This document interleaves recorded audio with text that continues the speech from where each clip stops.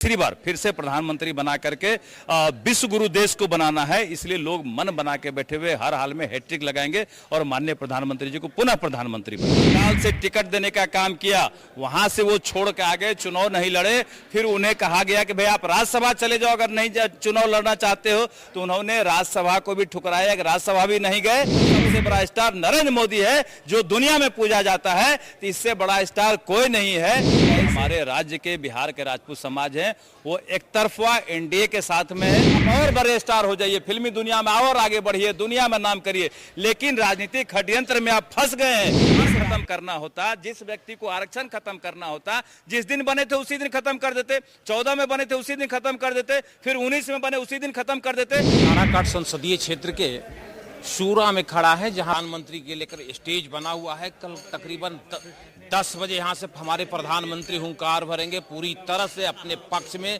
NDA के पक्ष में वोट मांगेंगे। लेकिन यहां पर लेकर के बिहार सरकार के अभी हमारे पास मंत्री खड़ा हुआ है, नीरज कुमार बबलू जी खड़ा है, और मैं इनसे जानना चाहूंगा सर ये किस तरह की तैयारी हो रही है, क्या इस पर कहेंगे सर?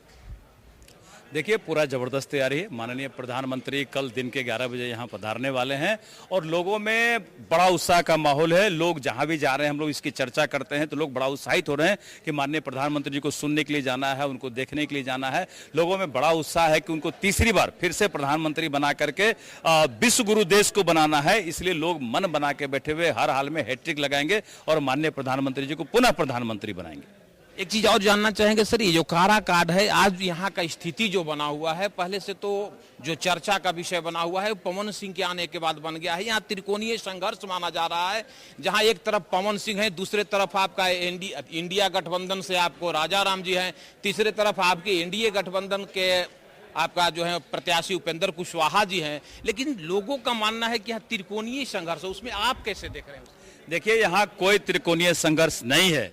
यहाँ हमारा कैंडिडेट उपेंद्र कुशवाहा जी हैं, ये हर हाल में जीत रहे हैं। पवन सिंह जी आ गए हैं, निश्चित रूप से पवन सिंह जी आए हैं तो चर्चा का विषय जरूर बना हुआ है। और मैं सीधे तौर पे कहना चाहता हूं कि पवन सिंह जी को पार्टी ने सम्मान दिया, बंगाल से टिकट देने का काम किया, वहां से वो छोड़ के आ गए, चुनाव नहीं लड़े। फिर उन्हें कहा गया कि भाई आप राज्यसभा चले जाओ, अगर नहीं चुनाव लड़ना चाहते हो तो उन्होंने राज्यसभा को भी ठुकराया, राज्यसभा भी नहीं गए। उसके बाद वो आरजेडी के जाल में आ गए, आरजेडी के लोग षड्यंत्र करके उनको यहाँ चुनाव लड़वाए हैं ताकि अपना खेल बिगाड़ सके। तो लोग इस खेल को समझ रहे हैं कि आरजेडी के इस षड्यंत्र को समझ रहे हैं कि आरजेडी यहाँ षड्यंत्र कर रहा है, तो हर हाल में लोग इस षड्यंत्र को खारिज करेंगे। धीरे धीरे जिन युवाओं को समझ में आ रहा है कि हमारा वोट कटने वाला है पवन सिंह के माध्यम से, लोग पुनः पुनः वापस आ रहे हैं। लोग कहते स्टार है। मैं तो सीधे तौर पर कहना चाहता हूं कि अगर यहाँ कोई स्टार है तो इस देश का सबसे बड़ा स्टार नरेंद्र मोदी है जो दुनिया में पूजा जाता है, तो इससे बड़ा स्टार कोई नहीं है। तो ऐसे स्टार को लोग मन बना के बैठे हुए हैं कि हर हाल में एनडीए को जिताएंगे, मोदी जी को लाएंगे और देश को विश्व गुरु बनाएंगे। सर एक चीज और जानना चाहिए, बिहार है, आम भारत में तो अक्सर चुनाव जनरल होते हैं, जहां पर लोग की मत होती है वहां देता है लोग, लेकिन ये बिहार है, बिहार के धरती पर एक चीज देखने को मिलता है, यहाँ जाति के छाती पर नाचती है राजनीति, जाति की छाती पर यहाँ राजनीतिक नाचती है सर। तो उस स्थिति में जहां एक तरफ पवन सिंह है, तो क्या हमारे जो उनके स्वजातीय लोग हैं बहुसंख्यक में पवन सिंह के साथ आज नजर आ रहे हैं? क्या कहेंगे, बिहार में क्या जाति के छाती पर राजनीतिक नहीं नाचेगी? देखिए, आप बिल्कुल सही कह रहे हैं, जाति के छाती पर नाच होते रहता है, लेकिन मैं आपको साफ कर दूं, क्लियर कर दूं कि राजपूत समाज जो हमारे राज्य के बिहार के राजपूत समाज हैं वो एक तरफा एनडीए के साथ में है। वो ये देख रहे हैं कि अगर हमारा सम्मान किसी पार्टी में होता है तो वो भारतीय जनता पार्टी है, जहां हमारा सम्मान है। सबसे ज्यादा सांसद हमारे समाज का, राजपूत समाज का है भारतीय जनता पार्टी में। इस सम्मान को वो समझ रहे हैं, वो समझ रहे हैं कि राजपूत समाज का सबसे ज्यादा विधायक 18 विधायक आज भाजपा में है। तो इस सम्मान को वो समझ रहे हैं कि भारतीय जनता पार्टी एक ऐसी पार्टी है जहां राजपूतों को सबसे ज्यादा सम्मान देती है, इसलिए राजपूत समाज भटकाव में नहीं जाएगी। ऐसे लोग भटकाव में जरूर हैं जो हमारे परिवार के हैं, छोटे भाई हैं, भतीजा हैं, ऐसे लोग भटकाव में जरूर हैं जो अभी वोटर भी नहीं बने, जो मोबाइल में देखते हैं पवन सिंह का गाना सुनते हैं, उनको लगता है कि पवन सिंह अगर एमपी बन जाता तो बड़ा अच्छा होता।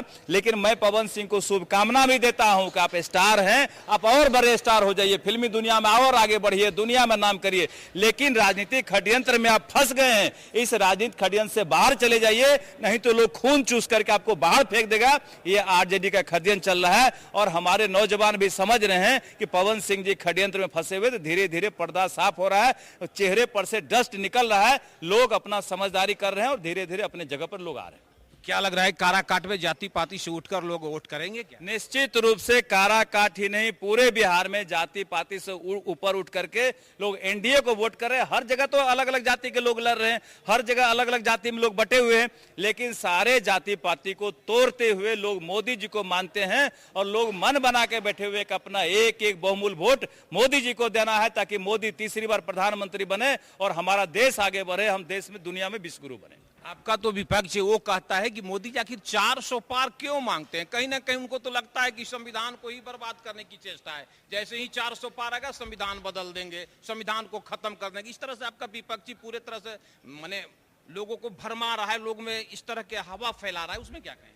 देखिए, हम ऐसे जाहिल विपक्षी को कहना चाहते हैं, ये जाहिल पना वाला बात बोलते हैं कि इस विपक्षी को इतना भी ज्ञान नहीं है कि हम आरोप क्या लगाएं। इनके पास आरोप तक नहीं है। ये नहीं कहते कि मोदी जी घपला कर लिए, मोदी जी घोटाला कर लिए, मोदी जी गबन किए, मोदी जी जो घोषणा किए थे ये काम नहीं किए। उनको लग रहा है कि मोदी जो कहे थे वो सारा काम कर दिए और देश में कहीं घपला घोटाला नहीं हुआ, तो ये बेचैनी में है। इनको लगता है कि 400 ने कहीं और सीट ना आ जाए, कहीं 500 सीट ना आ जाए, इसलिए बेचैनी में, बौखलाहट में अनाप शनाप बयान देते, कहते संविधान खत्म हो जाएगा, ये आरक्षण खत्म कर देंगे। अरे मूर्ख, हम कहना चाहते हैं कि जिस व्यक्ति को संविधान खत्म करना होता, जिस व्यक्ति को आरक्षण खत्म करना होता, जिस दिन बने थे उसी दिन खत्म कर देते, 14 में बने थे उसी दिन खत्म कर देते, फिर 19 में बने उसी दिन खत्म कर देते। तो तुम लोगों को क्या डायलेमा में रख रहे हो? लोग समझ रहे हैं, जनता यहाँ की समझदार है कि जो व्यक्ति 10 साल में कोई गड़बड़ी नहीं किया वो आने वाले समय में गड़बड़ी करेगा।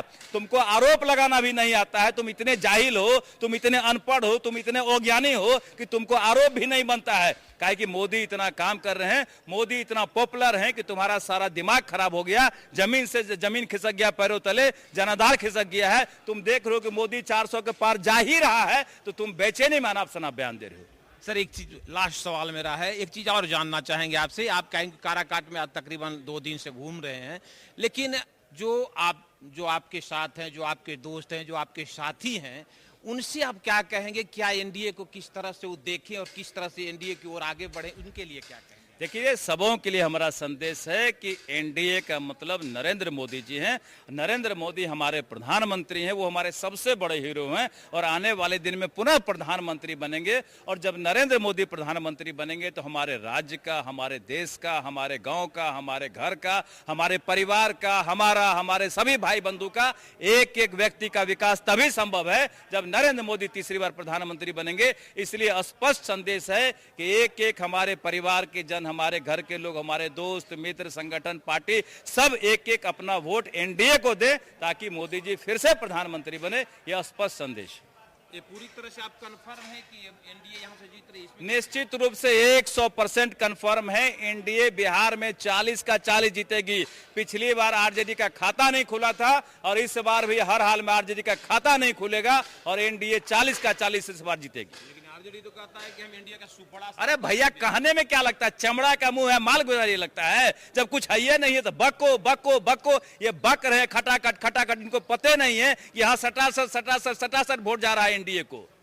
अभी ये हमारे साथ जो वार्ता हो रही थे, बिहार सरकार के मंत्री थे, बीजेपी के मंत्री हैं, बिहार सरकार में मंत्री हैं बबलू कुमार नीरज। इन्होंने स्पष्ट शब्द में कह दिया है कि ये जो काराकाट संसदीय क्षेत्र है ये कहीं नहीं जा रहा है, ये एनडीए के खाता में जाएगा। और सभी लोग से इन्होंने अपील किया है कि एनडीए का वोट दे। लेकिन अब तो यह देखना है कि आने वाला 1 तारीख में कितने जनता इनकी बातों को सुनकर एनडीए को वोट देते हैं और कितने जनता इनको नाकार देते हैं, यह तो 4 तारीख को पता चलेगा। आइए हम और आप इनकी बातों को जो सुने हैं उनके पर विचार करें, सोचें और ये बहुमूल्य वोट कहीं न कहीं अवश्य दें।